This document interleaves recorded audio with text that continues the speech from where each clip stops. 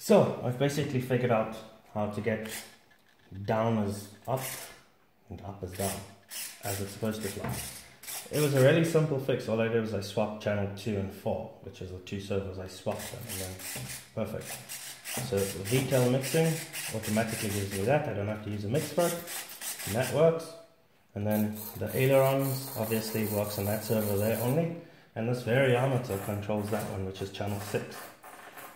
So what I'm going to do is, on the receiver, or the transmitter, obviously I'm going to mix this one to this one, so they copy each other, and then I'm going to reverse one of them, so they work opposing. And then you can set the flaperons to that there. That's why they're not with a double connector in channel 1. So, yep, as soon as I've got that sorted out, I can switch this off, unplug the battery, and I can put my transmitter into place. Now what I forgot to do was, I forgot to plug in the bloody glue gun.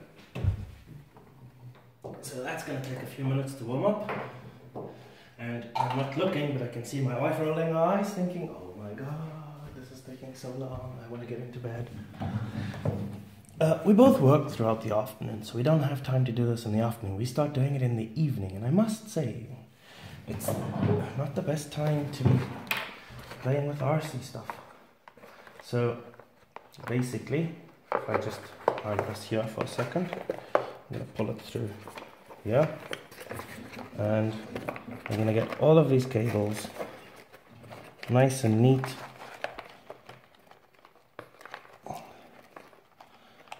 What am I going to do with these?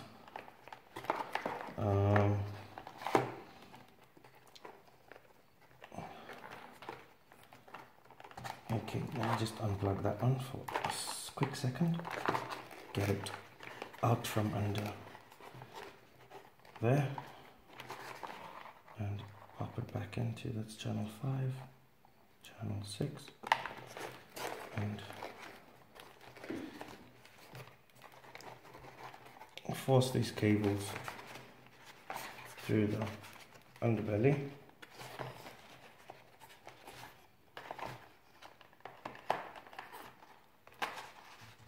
Of the bird, so I can hook up with them at the bottom there. Now, I'm not so sure how you do cable management on an RC plane, but I tend to do very nice cable management on my computer builds. I haven't videoed any of those, but I've got some nice PCs that I've built. I'll figure it out. Pull them through so you can get the receiver to sit down there. And I'm going to move it as far forward as I possibly can, because with my experience on the glider, that was a bit tail heavy, and I heard this saying on another YouTube channel that I watch pretty often. It's called Flight Test, and this Swedish guy David, he's got the saying. Do you know what the saying is, baby? What's the saying? Come on, tell us what's the saying. A nose-heavy plane flies terribly, but a tail-heavy plane flies once. There we go. So I want the receiver to sit more or less there. And hopefully I don't have to unplug anything ever, because to get to that is going to be really difficult. Or maybe I should put it there. You think I can mount it right there? How heavy is this thing? It'll be very difficult to get to the plugs, but I'm sure I can. Let's stick it right there. So I'm going to put a bead of hot glue on the back there and just stick the receiver sort of there. I'm sure I can pull it off if I really need to. I'm not going to put too much hot glue, so we'll stick it in right over there, and then we'll have the antennae sticking up on the VTOL. I guess it doesn't have to be done like that, but it's pretty cool, so why not? Let's see if the glue gun is hot enough so that I can actually put a bit of glue there. I'm really not going to put much at all. Just a little bit to hold it in place. I'm going to stick it straight onto the back of the receiver. Just going to put a little bit down the center. Just stand the glue gun up.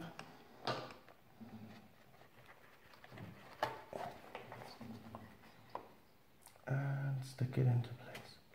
Just wiggle it around to get the glue flat. And the receiver's in. Put a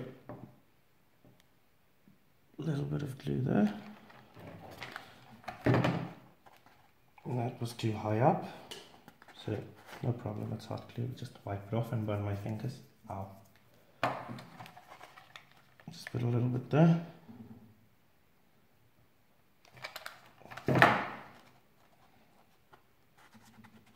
Stick that in tonight.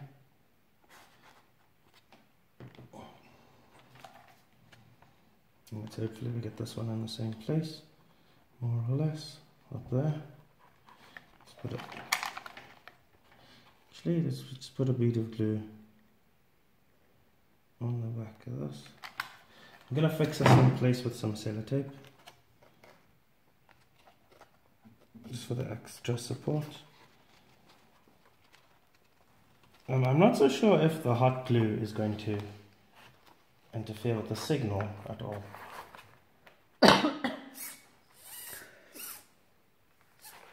But that's how I'm doing it.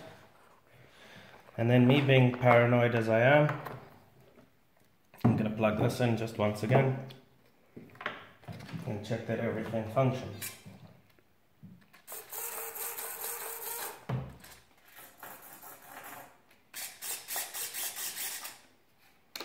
It does.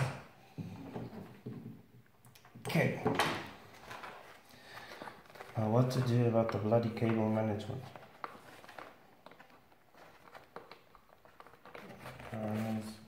Around here. Okay, these cables are the center servo cables. So I'm going to tuck these away under the servos. And I'm sure they'll be fine there. And I don't see why they wouldn't be.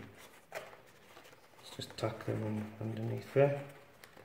And hope and pray they stay there. If they stay there for a while, the cables will get trained and then sort of, my God. Come on. Cables. They're really long, which is cool.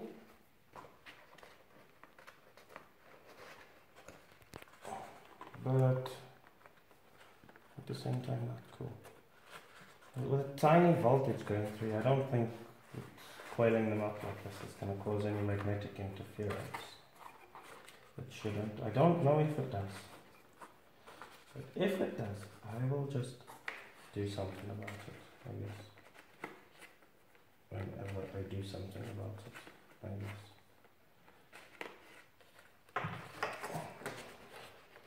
So we've hidden those away. And now what we're going to do is we're going to create the battery mount. So, you know, this comes a little clip, just pop these servos out from here. First we're going to glue the ESC in place. And I've broken that already. Well, doesn't really matter. And I said, if I do recall, I want the ESC to be sort of over here. Seems like a good place to have it, I guess. There. More or less, slap bang. bloody glue guns are plugged in again.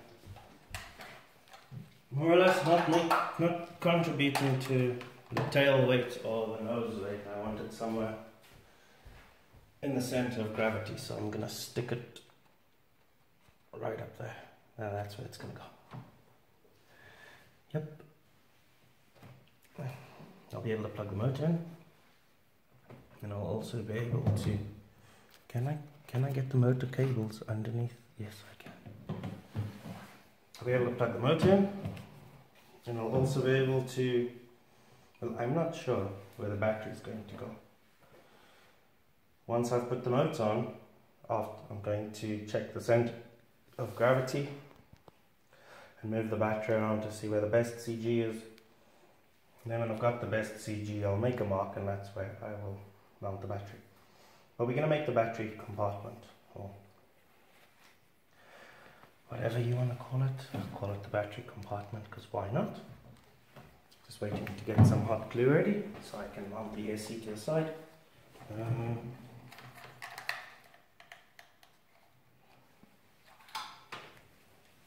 I'm going to use quite a bit of hot glue over here, so I don't want it to get too hot. Just roll about now.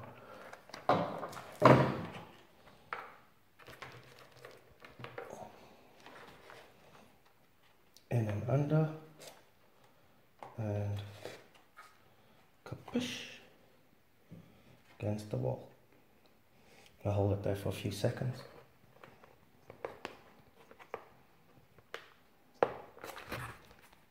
And it's locked in place.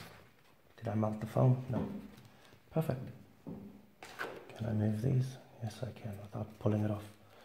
Okay, so what I'm going to do is just tuck the ESC's cable in under there somewhere, because there's no reason why it needs to be out and open. Then the battery plug bends around here, and these two go their own separate ways. I hope I've done this neatly. My wife will be able to tell me if I have. Is this done neatly? Mm-hmm. Okay. She says it's neat, I believe her. Okay, so we got the ESC mounted, and now we're going to get the motor in. Actually, we're not going to get the motor in, because I need to get some heat shrink for this. So I put the steel mount on here because I screwed it into a block of wood so I could test the motor out. I must say it does run very nicely. But I will put the motor in, and then I'll pull it out again later after I've got the CG right for the battery compartment to put the heat shrink on the. I'm stripping the bloody screws. So screwdriver's up to shut. Where's the multi-tool? Is it here? When the table was complete chaos, I knew where everything is, and then I cleared the table up, and now I know where nothing is. Is that funny? Yes. Let me just find the multi-tool. Andy, have you seen it anywhere? Mm-mm. You haven't. Well, that's unfortunate. I can bet my bottom dollar kids took it. Because when something goes missing, well, it's in the tool drawer. I never put anything in the tool drawer, I leave it laying around. The only person who actually does put things on their place is, drum roll, Andy. So yeah, she hid the multi-tool away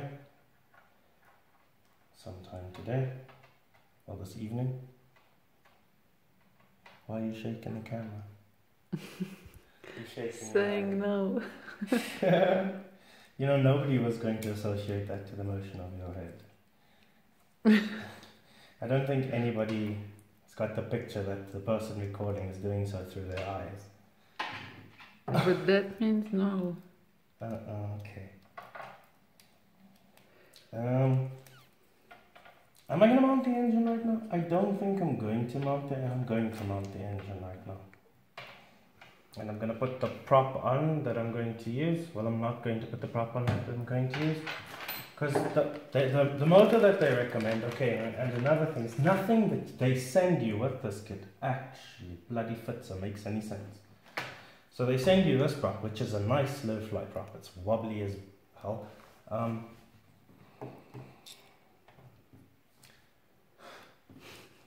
It doesn't even fit onto the shaft properly. But I'm gonna just be sticking it on there for argument's sake. And then it's not gonna clear the nose because there is a mount that comes with it. But yeah, no big deal. I'm gonna ask somebody if he can bore. I don't think I really want to ask him because the last time I asked him to bore something for me, he took a hammer and hit my engine shaft or my propeller shaft and bent it. It was an old one and okay, but living in Europe, or Slovenia to be exact, the shipping of just about everything takes 3 weeks. So yeah. Note, if you damage something, it's going to be just about 3 weeks before even to get a new part. Okay, that's not like that. It's like that. Okay. They provide you with this wooden engine mount. It's the only thing that actually fits on the recommended list. And they recommend you to buy all these things, well, Banggood recommends you to buy all these things from their website. And one would think that if you're actually buying them all in the same place, somebody there would make sure that something actually fits. But it's no big deal at all. I'm not too bothered about that. I'm not going to complain too much. By the way, just a question. Anybody out there ever dealt with Banggood customer service? Honestly, sometimes I think I'm talking to a computer because you give them a response and then they give you the exact same response that they gave you that you disagreed with. To be exact, her name is Jessie and I don't think she's the brightest spark in the bundle. So yeah, ordering things from Banggood is cheap and nice, but if something goes wrong and you need customer service, my personal experience with Banggood customer service, it really isn't that good. Look, I'm going to stop the video right now. I'm going to get the engine screwed in and mounted, and then we'll carry on later, okay?